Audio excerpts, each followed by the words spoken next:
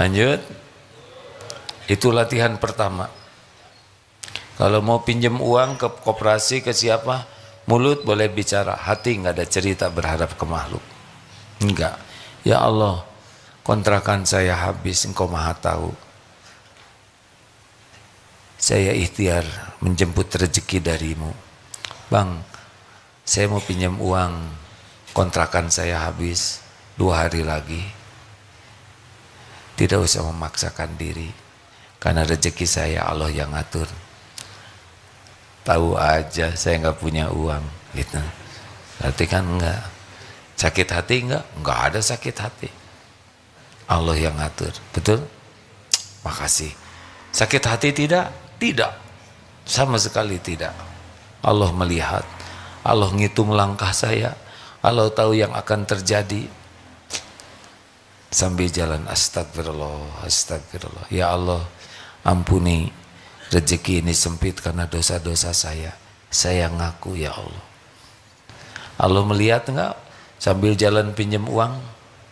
Lihat tidak? Allah tahu ada yang nagih? Allah tahu jatuh tempo? Tidak ada yang tidak Allah tahu. Allah. Wa huwas samiul. Kenapa? Udah mau habis juga kontrakannya, sabar ya. Makanya nggak usah diusapin jadi ketahuan, yang ngasih sabar ya. Karena saya juga belum tentu ngasih ya. Ya benar, makanya saya datang ke sini tahu aja. Saya tidak tahu tapi melihat gelagatnya jadi tahu. Pada saling mengusap gitu kan berarti ketahuan. Lanjut. Allah tahu semua masalah kita, lebih tahu dari siapapun. Tidak ada yang tersembunyi, tidak ada yang tidak diketahui oleh Allah. Jadi jangan risau, kita tidak sendirian. Allah Asy-Syahid, Maha menyaksikan. Al-Alim, Maha mengetahui.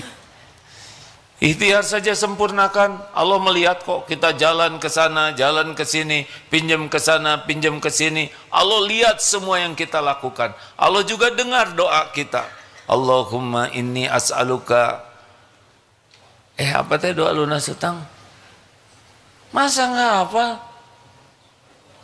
Oh, udah nggak punya utang ya. Allahumma inni a'udzubika minal hammi wal hazan wa a'udzubika minal azzi wal kasal wa a'udzubika minal jubni wal bukhl wa a'udzubika min golabatid daini wa qahrir rijal.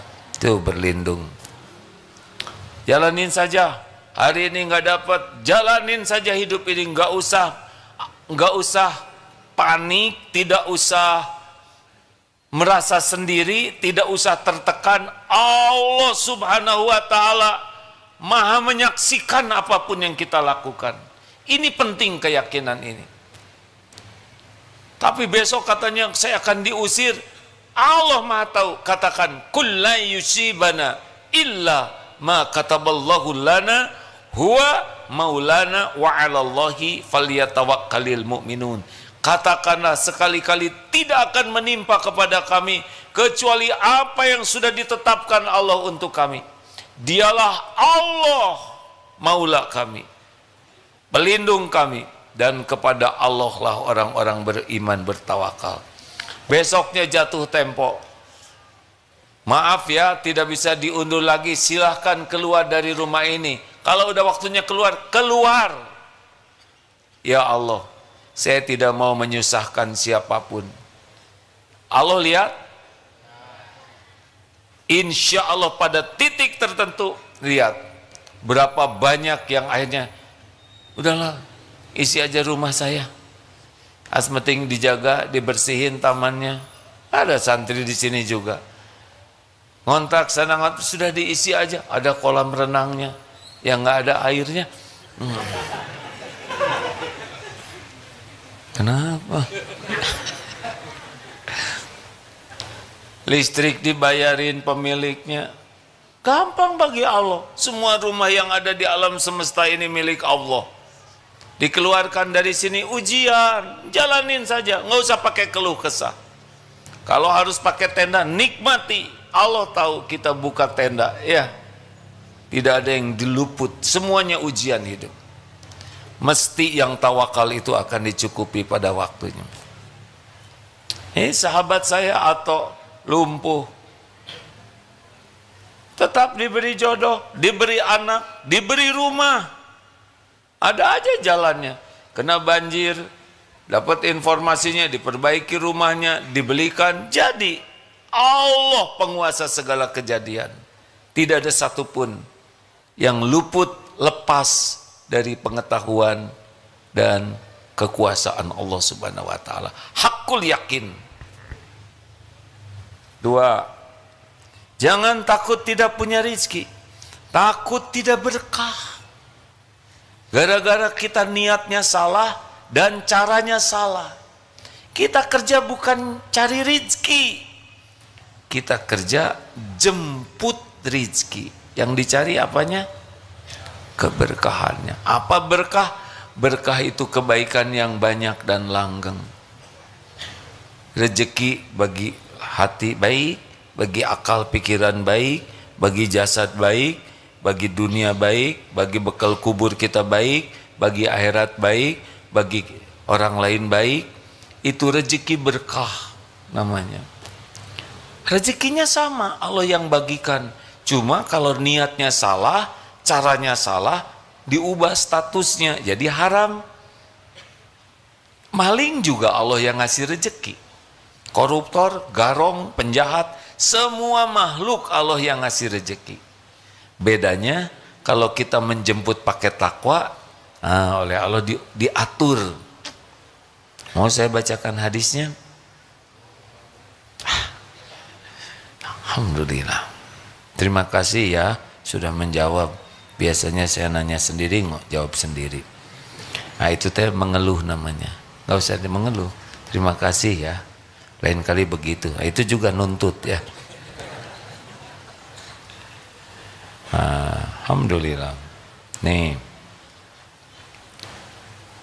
Ini sudah sering dibacakan tapi penting. Man kanatid dunya hammahu faraqallahu alaihi amrahu. Barang siapa yang tujuan hidupnya hanya dunia, maka Allah mencerai-beraikan urusannya. Ribet aja. Pokoknya hari-hari itu ribet. Rezekinya tetap rezeki dia, tapi pakai ribet ketemunya. Yang bertengkar lah, sikut-sikutan lah, musuh-musuhan lah, dendam, sakit hati, ribet sampai enggak sempat menikmati karena habis oleh ribetnya ini. Yang kedua, waja'ala faqrahu baina ainai. Allah menjadikan di pelupuk matanya tuh takut miskin. Jadi walaupun udah banyak gak mau bayar zakat, tidak mau sedekah, dikumpul-kumpul saja. Karena dia takut berkurang rezekinya. Dan yang ketiga, walam ya'tihi minad dunya illa ma kutibalahu. Dan tidaklah dia mendapatkan dunia kecuali emang udah rezeki dia. Tapi pakai ribet, pakai stres, pakai bertengkar, pakai berkelahi, nggak menikmati. Plus dia tidak mau bayar zakatnya. Dia pelit, koret, kedekut, buntut kasir. Jadi dia hina. Dia nggak menikmati juga. Orang bakil itu kan tidak menikmati. Nah satu lagi, waman kanatil akhiratu niyatahu. Dan barang siapa yang memang niatnya, aktivitasnya untuk akhirat, nih dengar, jama'allahu lahu amrohu, Allah akan menghimpun urusannya, dimudahkan. Perlu ini didatangkan, ini kita perlu ahli teknologi, ada teman jagoan teknologi. Kita perlu nih orang keuangan, dia mau gabung, diatur oleh Allah tuh. Jadi kayak puzzle begitu. Nanti lihat sendiri. Perlu modal, ada yang ngasih modal. Perlu kios, ada yang ini kios saya ini udah nggak kepake, pakai aja. Perlu pembeli, datang pembeli itu, setiap pembeli itu makhluk Allah. Allah yang menggerakkan. Makanya nggak usah licik-licikan, tidak perlu. Tidak usah sumpah palsu. Mau apa? Tidak usah pakai bohong. Lempeng-lempeng saja, karena yang ngatur siapa yang datang, siapa yang mau beli, Allah. Nggak usah pakai licik-licikan, nggak usah pakai promosi yang dusta. Mau apa? Itu hanya ngerusak status rezeki kita. Oh, banyak saingan, biarin saingan, kita juga hamba Allah. Tetap saja kita dan dia, Allah yang ngasih. Tapi dia pas sekali di sebelah saya, nggak ketuker. Masa ketuker-tuker? Ini mau doa ya, kamu sebelah sana ya. Kenapa Pak? Saya mau doa jodoh tahu. Bisa nanti ke kamu. Gak mungkin. Yang satu minta jodoh, yang satu minta kambing. Karena mau Idul Kurban. Nah, jadi kambing, gak mungkin. Nggak ada yang ketuker. Kita jalan-jalan sama kambing misalkan ya, lihat rumput, pasti yang ngiler tuh kambing. Kita ngiler lihat kambingnya, ya nggak akan ketuker. Jadi kita ngiler lihat rumput, kambing ngiler lihat kita. Enggak lah, tenang aja hadirin. Halo? Mungkin gitu ketuker? Mungkin gitu?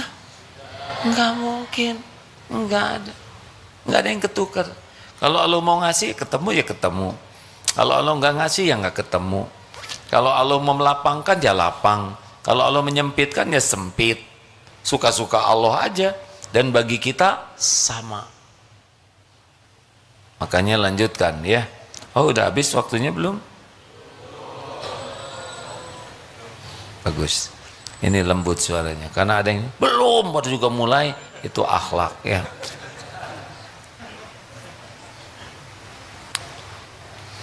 Inna rabbaka yabsutu rizqa liman yasha wa yaqdir. Sesungguhnya Rabbmu yang melapangkan rizki kepada siapa yang dia kehendaki dan menyempitkannya. Jadi dengar rekan-rekan, rezeki itu benar-benar sesuka Allah. Dibuka, dilapangkan, dimudahkan, dibuat sulit, dikasih, diambil.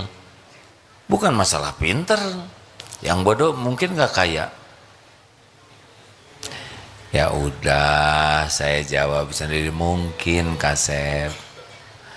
Mungkinkah orang malas kaya? Nggak ikhlas jawabannya. Mungkin atuh, sesuka Allah aja. Berapa banyak? Jadi kalau orang kaya itu hasil kerja keras? Enggak juga. Banyak orang yang kerja keras nggak kaya-kaya, betul tidak? Semuanya kekayaan itu sepenuhnya ujian. Baik disempitkan, dilapangkan, dimudahkan, dipersulit, sedikit banyak semua sama, adalah ujian. Apakah banyak uang tanda sukses? Tanda ujiannya berat. Kita iri lihat orang kaya, itu rumahnya bagus, itu mobilnya keren. Tahu tidak di akhirat bisa ngejengkang itu orang gara-gara rumah itu. Kita pengen, padahal yang punya itu juga menderita karena cicilannya belum lunas. Di dunia nelangsa, di akhirat bisa celaka. Makanya, dah tenang saja, ya. Lanjut. Yang lurus-lurus saja. Maaf, tenang aja. Gimana saya dagang terus bangkrut, ya udah jalanin aja. Kalau ada umur hidup kok. Berapa banyak yang bangkrut masih hidup, ya kan? Ini juga udah nyobain.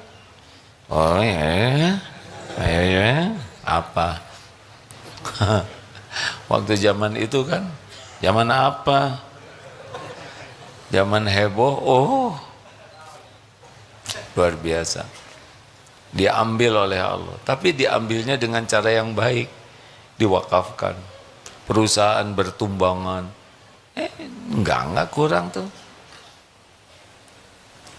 Makanya jangan sampai licik, jangan bohong, jangan curang, jangan sumpah palsu, karena rezekinya Allah. Mau licik mau tidak licik tetap yang ngasihnya sama Allah.